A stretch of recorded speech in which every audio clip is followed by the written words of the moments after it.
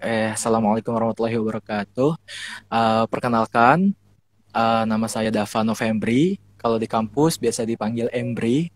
Dan saya dari jurusan Manajemen Pendidikan UIN Hmm. Syarif Hidayatullah Jakarta. Saat ini semester 7 menuju semester 8 ya, karena lagi Hmm. liburan semester. Dan selamat malam semuanya juga buat teman-teman semua yang malam hari ini menonton live Instagram dari Intip Kuliah.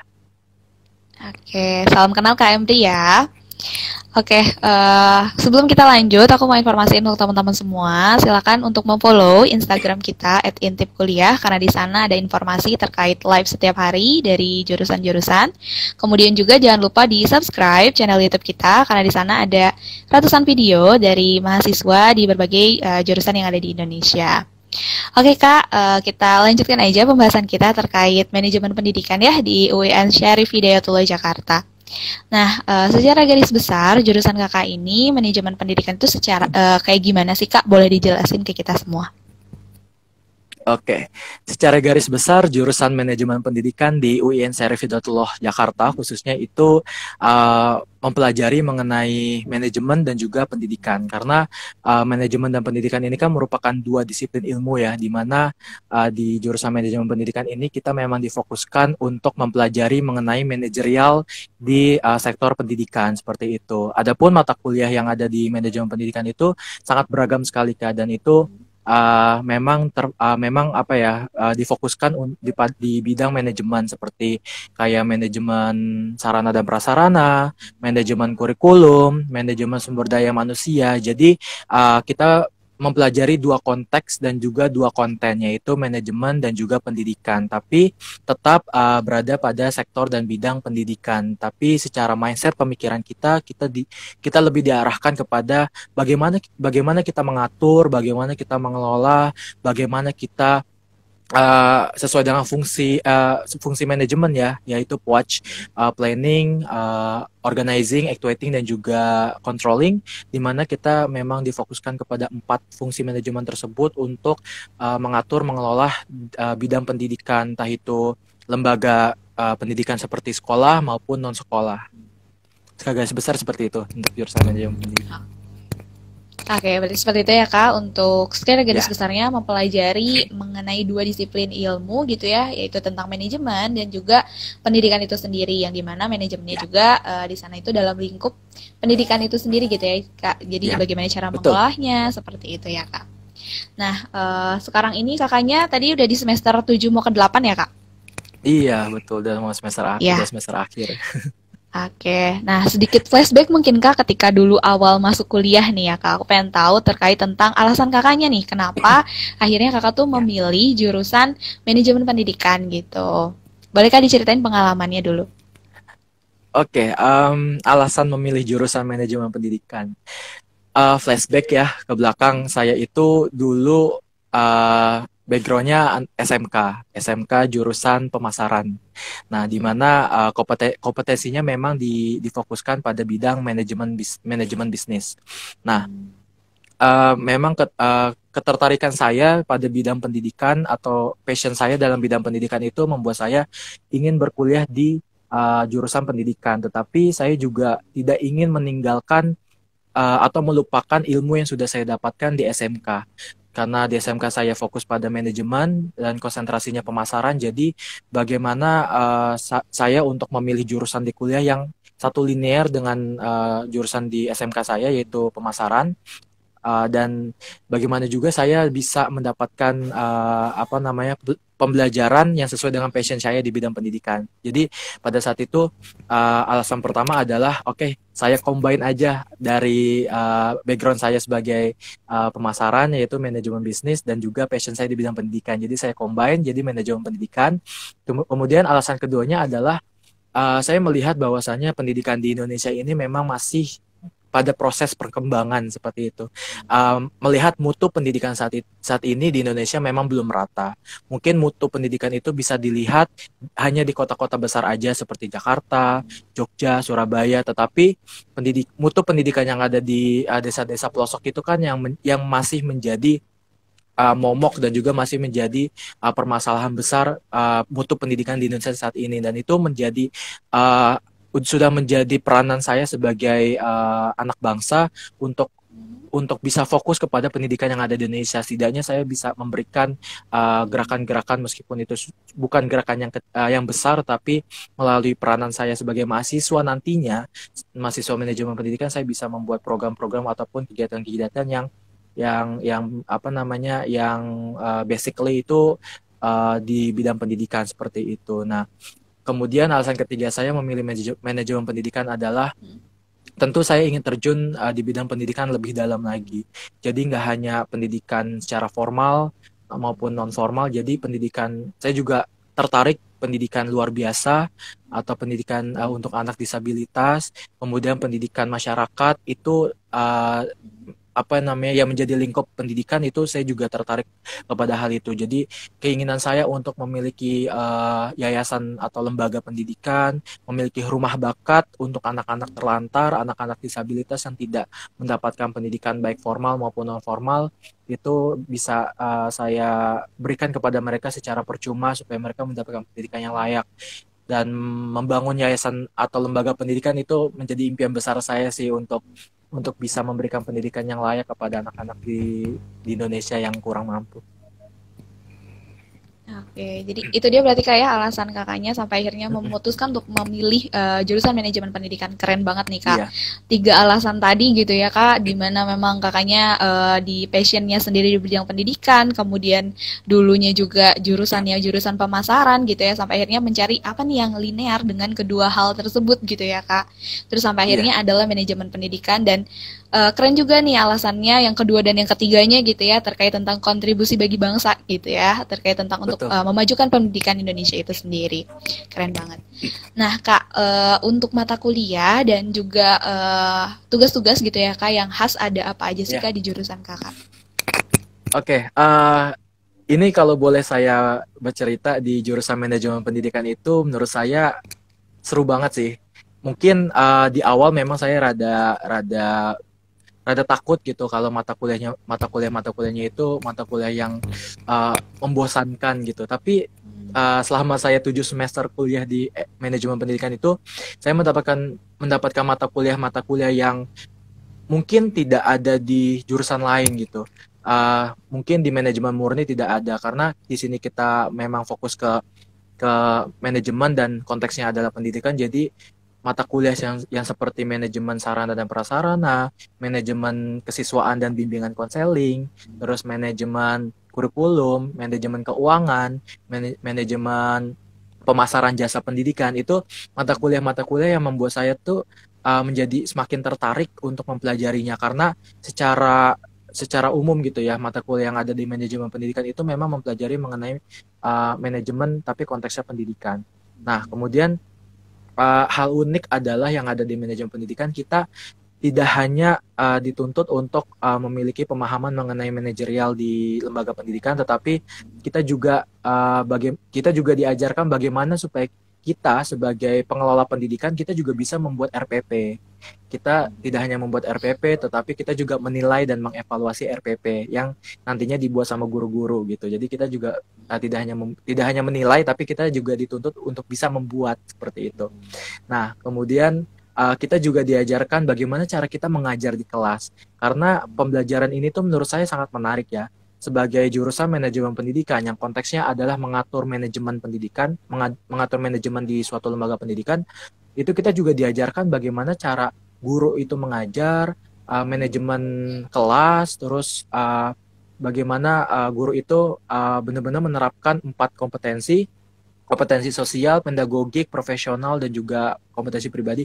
Itu kita benar-benar diajarkan juga supaya kita tahu bahwasanya kita tidak hanya menilai, kita tidak hanya mengevaluasi, tapi kita juga berperan sebagai guru ketika kita kuliah di manajemen pendidikan, supaya kita juga merasakan, oh seperti ini loh rasanya menjadi guru, oh seperti ini loh rasanya mengajar. Jadi kita tidak hanya menilai, tapi kita juga merasakan cara mengajar itu tersendiri. Kemudian di jurusan manajemen pendidikan juga kita diminta juga untuk bagaimana supaya kita bisa membuat dan mendesain media pembelajaran. Karena di jurusan manajemen pendidikan di UIN di UIN Jakarta itu ada mata kuliah media dan teknologi pendidikan. Nah, itu salah satu mata kuliah yang seru sih menurut saya karena dalam satu semesternya itu pertama untuk ulangan harian itu saya diminta untuk membuat apa namanya media pembelajaran secara visual gitu ya. Jadi saya membuat peta timbul bareng kelompok saya. Kemudian untuk UTS-nya itu saya diminta untuk membuat uh, talk show tapi media audio gitu. Media audio isinya talk show kayak siaran talk show gitu. Itu kan menjadi media pembelajaran juga, media audio pembelajaran itu kita juga diminta untuk membuat itu dan itu seru banget kayak kita jurusan manajemen pendidikan tapi kita juga kayak kerasa anak komunikasi sebetulnya anak broadcasting dan itu ngerasain banget apa ilmu-ilmu yang kita dapat itu tidak hanya lingkup di pendidikan aja tapi luas secara secara secara ilmu itu kita mendapatkan ilmu yang luas. Kemudian UASnya pun kita diminta membuat media audiovisual itu kebetulan kita kebagian membuat apa namanya berita membuat berita reportasi. Nah itu benar-benar kita kayak terjun ke apa waktu itu saya ngambil beritanya itu MRT karena pada saat itu MRT baru beroperasi dan saya memberitakan MRT bagaimana caranya apa namanya naik MRT sampai memperlihatkan isi keretanya dan segala macam itu kayak membuat saya kuliah di jurusan pendidikan itu adalah suatu hal yang berbeda karena juga mempelajari mengenai komunikasi ataupun broadcasting ya kurang lebih seperti itu sih itu menariknya. Kemudian nah kalau di jurusan MP itu kalau semester akhir itu kalau jurusan lain di Fakultas Ilmu Tarbiyah karena kan manajemen pendidikan itu masuknya di Fakultas Ilmu Tarbiyah dan Keguruan. Nah MP itu manajemen pendidikan satu-satunya jurusan yang tidak ada PLP, tapi kita ada magang. Nah, kebetulan saya kemarin pernah magang itu di Kementerian Agama di bagian Direktorat Pondok Pesantren dan Direktorat Pendidikan Diniyah dan Pondok Pesantren di bagian Subdit Pendidikan Pesantren. Kayak kerja kantoran aja karena kita memang fokus ke bagian manajemennya seperti itu dan selebihnya jurusan manajemen pendidikan memang memberikan kita ilmu-ilmu yang lainnya sih kayak keuangan, SDM, humas, komunikasi, terus mata kuliah lainnya kayak manajemen pendidikan dan pelatihan atau diklat, supervisi dan lain sebagainya itu banyak banget yang bisa kita pelajarin di manajemen pendidikan. Oke, berarti bisa dibilang paket lengkapnya pendidikan gitu ya, Kak. Jadi dari mulai betul, mungkin Kak. iya, tadi di apa proses dari pendidikan itu seperti apa, cara memanagenya, kemudian di dalamnya itu juga mempelajari gitu ya proses-prosesnya dari mulai pembuatan RPP sampai mungkin tadi media pembelajaran dan juga di luar itu magangnya juga pun bisa di luar dunia pendidikan gitu ya, Kak. Oke. Oke, nah Kak, kalau di jurusan Kakak sendiri ada konsentrasi gitu atau kelompok keahlian? Kalau konsentrasi atau kelompok keahlian kita nggak ada, Kak. Tapi ketika kita sudah masuk ke proposal skripsi, itu kita tinggal membuat judul sesuai dengan passion, sesuai dengan minat ataupun sesuai dengan kompeten kita aja selama kita kuliah di manajemen pendidikan itu kan beragam mata kuliah yang ada itu kita bisa memilih. Kalau saya pribadi saya memang konsen di komunikasi khususnya di humas. Jadi untuk judul skripsi saya pun juga saya ngambil di bidang humas seperti itu. Bahkan kalau misal teman yang lain ada yang minat di bidang perbankan, kita juga ada mata kuliah manajemen perbankan ya. Jadi kita juga mempelajari manajerial di bank gitu. Berarti luas banget ya Kak, dan mungkin konsentrasi itu pun bisa diambilnya nanti ketika di skripsi gitu ya, di akhir, di pas skripsi. dan itu sesuai dengan gimana penelitian kitanya gitu ya Kak. Betul. Oke, nah untuk jalur masuknya sendiri nih Kak, ada apa aja sih Kak dan gimana sih langkah-langkahnya Kak?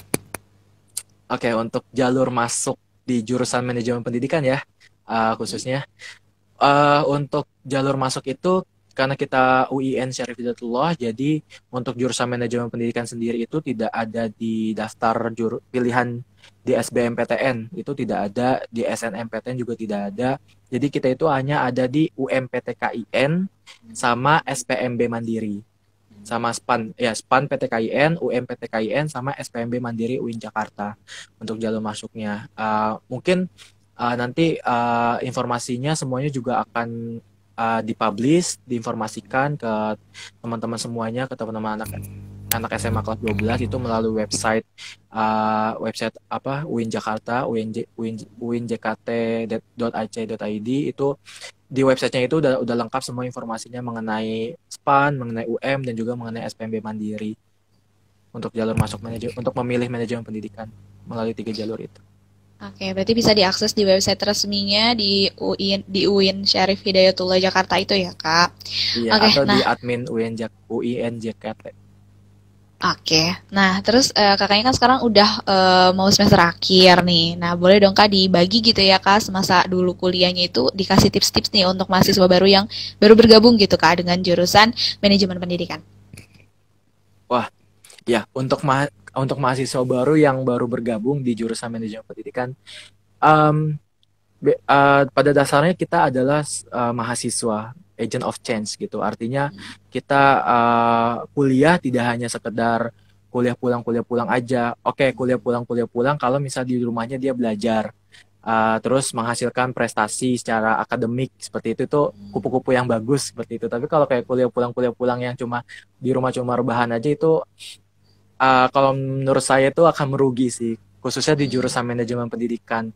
Karena dosen saya pun pernah bilang, uh, mahasiswa jurusan manajemen pendidikan itu sudah seharusnya aktif di organisasi, karena kita memang basicnya itu adalah manajemen. Artinya ketika kita berorganisasi, kita menerapkan semua ilmu-ilmu yang kita dapat di kelas. Di kelas kita diberikan materi mengenai perencanaan, mengenai organisasi, mengenai pengarahan atau pelaksanaan, dan juga mengenai evaluasi. Nah, di organisasi kita menerapkan itu. Jadi untuk jurusan manajemen pendidikan, di kelas adalah teorinya, tapi di organisasi adalah praktiknya, seperti itu. Nah, untuk mahasiswa baru nih yang baru bergabung di jurusan manajemen pendidikan, baik itu di UIN Jakarta maupun di kampus lain, teman-teman itu harus berorganisasi, karena supaya ilmu yang teman-teman dapat di kelas itu tidak sia-sia. Artinya tidak hanya sekedar teori dan materi melalui sumber dosen ataupun sumber buku, tetapi sumber-sumber itu, materi-materi itu tuh bisa teman-teman tuh aplikasikan ke dalam organisasi. Tapi ingat, harus diseimbangkan, akademik dan non akademik itu juga harus diseimbangkan. Jangan terlalu mencondong aktif di organisasi tapi akademiknya dilupakan. Begitupun juga terlalu fokus di akademik tapi organisasinya itu nihil, seperti itu. Jadi secara experience pun kita juga akan dapat seperti itu, pengalaman. Karena kan nanti ketika kita lulus itu yang dilihat oleh instansi-instansi itu kan tidak hanya cuma nilai IPK aja gitu, tapi soft skill kita, hard skill kita, pengalaman organisasi kita, kemudian kegiatan volunteer kita mungkin. Jadi hal-hal yang kayak gitu itu perlu banget untuk mahasiswa baru. Dan juga untuk mahasiswa baru jurusan manajemen pendidikan itu mungkin bisa juga kayak mengikuti volunteer di bidang pendidikan, kayak pengabdian ke desa pelosok, pengabdian masyarakat. Karena apa? Karena itu merupakan wujud nyata kita sebagai mahasiswa manajemen pendidikan yang memberikan kontribusi kepada masyarakat, ataupun baik itu anak-anak, ibu-ibu, ataupun bapak-bapak. Artinya kita tuh juga mengaplikasikan ilmu-ilmu yang kita dapat karena kita mempelajari mengenai manajemen, mempelajari mengenai perilaku individu, perilaku kelompok, perilaku organisasi. Itu semua yang kita pelajarin bisa kita kembangkan ilmu-ilmu kita di organisasi ataupun di kegiatan-kegiatan sosial lainnya. Nah, bonus dari mahasiswa manajemen pendidikan ketika di dalam kelas, ketika mereka itu aktif di organisasi, mereka akan lebih aktif. Mungkin ketika kita diskusi kan, kalau di kelas itu kita mayoritas keseringan itu kita diskusi melalui presentasi materi. Nah, itu ketika sudah tanya jawab, itu ketika ada pertanyaan ataupun studi kasus ataupun sebuah masalah, itu mahasiswa manajemen pendidikan yang aktif di organisasi, mereka akan lebih terbuka mindsetnya, pola pikirnya lebih luas, karena mereka itu sumbernya itu tidak hanya dari apa yang disampaikan dosen, tidak hanya dari buku saja, tetapi juga dari lapangan. Di lapangan melihat fenomena atau melihat potretnya seperti ini loh pendidikannya nyata. Karena banyak juga nih Kak mahasiswa baru yang yang kayak kayak mempertanyakan gimana sih pendidikan di pelosok tuh katanya gini ya, katanya gini ya, katanya gini ya, katanya buruk ya, katanya sekolahnya jelek ya dan segala macam. Daripada ngomong terus katanya, lebih ada baiknya melihat nyatanya. Seperti itu. Jadi turun langsung ke lapangan ke masyarakat, lebih mendekatkan diri kepada masyarakat itu berguna banget untuk untuk mahasiswa manajemen pendidikan. Oke, berarti itu dia ya Kak tips-tipsnya gitu ya yang tadi mungkin udah sempat disampaikan terkait harus balance antara akademik dan non-akademik gitu ya, mengembangkan bagaimana soft skill dan sampai di mana bisa memberikan kebermanfaatan untuk masyarakat di sekitarnya ya kan. Nah, Betul. untuk prospek kerjanya sendiri nih Kak dan juga alumni kebanyakan itu pada kerjanya di mana sih setelah pada lulus? Oke, untuk prospek kerja, karena kita tadi kan sudah saya jelaskan juga mengenai mata kuliah yang ada di manajemen pendidikan dan kita fokusnya kemana sih? Nah itu untuk jurusan manajemen pendidikan kita bisa prospeknya itu sebenarnya arahnya lebih kepada lembaga pendidikan, baik itu sekolah maupun non sekolah. Yang sekolah seperti apa ya? Sekolah sebagai tenaga administrasi ataupun tenaga kependidikan di sebuah lembaga pendidikan kayak di sekolah, baik itu sekolah negeri ataupun sekolah swasta. Kalau lembaga pendidikan non sekolah itu kayak tempat magang saya kemarin itu di Kementerian Agama, di kementerian-kementerian itu juga bisa di mungkin di direktorat ataupun di subdit yang berkaitan dengan pendidikan seperti kemarin saya magang di Direktorat Pendidikan Diniyah dan Pondok Pesantren di bagian subdit pendidikan pesantren itu masuk juga seperti itu. Nah, untuk prospek lainnya itu luas sekali ya kayak karena alumni-alumni kita juga apa namanya kerjanya itu juga tidak hanya di lembaga pendidikan aja tetapi bisa di kementerian juga di bidang politik juga dan lain sebagainya bahkan ada yang di bank juga karena yang tadi sudah saya sebutkan ada mata kuliah manajemen manajemen perbankan mungkin dia fokus di situ jadi dia bisa linier sama pekerjaannya di bank gitu jadi untuk prospek kerja itu luas banget tinggal bagaimana kitanya nih uh, yang bisa mengembangkan diri kita bisa fokus terhadap self developing kita karena berbicara mengenai prospek kerja itu balik lagi kepada ya di individu kita. Kita tidak hanya bisa mengandalkan titel kita, sarjana pendidikan atau sarjana ekonomi atau sarjana akuntansi. Kita tidak hanya bisa mengandalkan titel kita saja. Kita tidak hanya bisa mengandalkan nilai akademik kita saja, tapi waktu selama 4 tahun kita kuliah itu kita ngapain aja. Nah, kalau kegiatannya itu lebih positif, tentu prospek kerja kita kita itu akan lebih luas. Kalau kita berorganisasi, networking kita akan lebih luas seperti itu. Jadi titel itu tidak bukan faktor besar terhadap prospek kita, tetapi faktor besar terhadap prospek kita adalah ketika kita mampu memahami apa yang sudah kita dapatkan di jurusan kita dan kita lengkapi dengan pengalaman organisasi kita ataupun pengalaman kita yang lainnya yang lebih positif itu menjadi faktor besar untuk prospek kedepannya untuk jurusan manajemen pendidikan. Oke, berarti luas ya Kak untuk prospek kerjanya itu sendiri gitu ya. Tidak hanya mungkin di lembaga pendidikan, Lembaga tapi pendidikan. lembaga non pendidikan tuh bisa juga gitu ya, sesuai mungkin dengan Yap. apa yang dikembangkan ketika kuliah gitu ya, apa yang dipelajari, kemudian juga di kementerian gitu ya, Kementerian Keagamaan Iya. dan mungkin ya yang terkait gitu ya Kak. Oke. Nah, nggak kerasa udah ke pertanyaan terakhir dari aku Kak. Aku pengen kan bentar lagi mau beres nih Kak. Apa sih Kak sebetulnya rencana dan juga harapan kakaknya setelah lulus nanti gitu Kak? Boleh dijelasin, Kak? Harapan setelah lulus nanti ya semoga tahun ini saya bisa menyelesaikan studi saya. Uh, untuk planning sebenarnya untuk harapan kedepannya jelas saya memiliki planning atau memiliki rencana-rencana yang sudah saya pasang sebagai target nih untuk tahun ini ataupun tahun depan. Kalau saya pribadi sih harapan saya bisa lanjut studi S2 yang berkaitan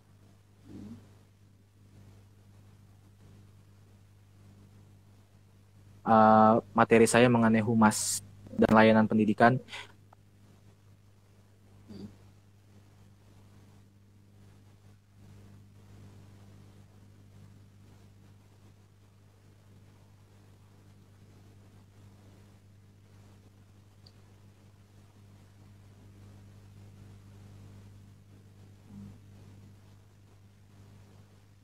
Hmm.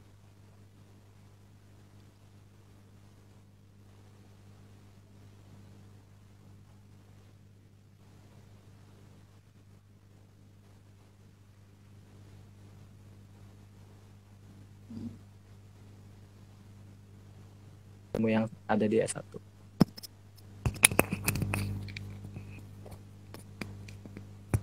Oke, siap. Makasih banyak ya, Kak. Berarti itu dia harapan dan rencana kakaknya. Keren banget gitu ya. Semoga apa yang kakak harapkan, apa yang kakak cita-citakan itu bisa tercapai gitu ya, Kak. Amin gitu ya dalam Amin, waktu dekat amin, ini. Bisa amin S2 ya gitu Allah, ya dengan amin, hal yang linear juga gitu dengan penelitian kakaknya.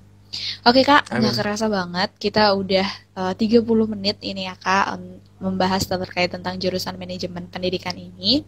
Terima kasih banyak atas waktunya. Semoga informasi ini bisa bermanfaat untuk teman-teman yang nonton video kita. Dan sehat selalu ya Kak, dan sukses terus juga. Semoga kita bisa bertemu lagi di lain kesempatan. Terima kasih banyak ya Kak.